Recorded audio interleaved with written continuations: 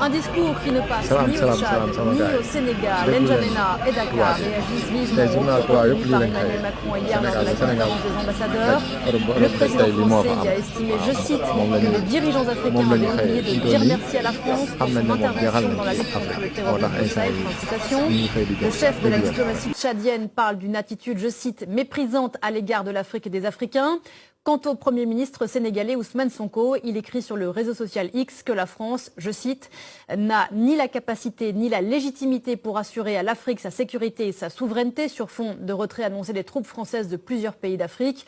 Bonjour Elimane Ndao, vous êtes à Dakar pour Parlons-en et Ousmane Sonko de rappeler, je cite toujours, que si les soldats africains ne s'étaient pas déployés lors de la Seconde Guerre mondiale pour défendre la France, celle-ci serait peut-être aujourd'hui encore allemande. Voilà, c'est ce qu'on appelle une réponse cinglante.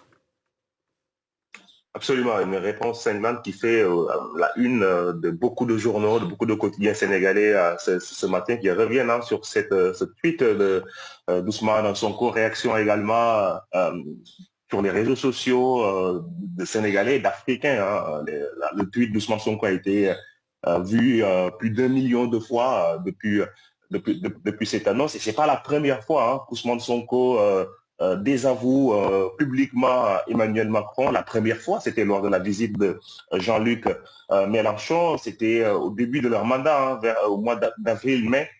Jean-Luc Mélenchon qui animait une conférence à l'université Cheikh Anta Diop de Dakar avec Ousmane Sonko. Et Ousmane Sonko, à l'époque, ça en était déjà pris à Emmanuel Macron en affirmant qu'il avait un peu encouragé la répression des manifestations populaires au Sénégal, notamment durant l'année 2023. Et il y a quelques mois également, Ousmane Sonko avait désavoué Emmanuel Macron lorsqu'il avait reconnu 6 tirailleurs sénégalais comme morts pour la France, en disant que ce n'est plus à la France de compter seule cette histoire. C'est un changement de cap assuré dans les relations franco-sénégalaises. Le Sénégal qui continue de considérer la France comme un partenaire, mais un partenaire comme les autres, plus comme un partenaire privilégié.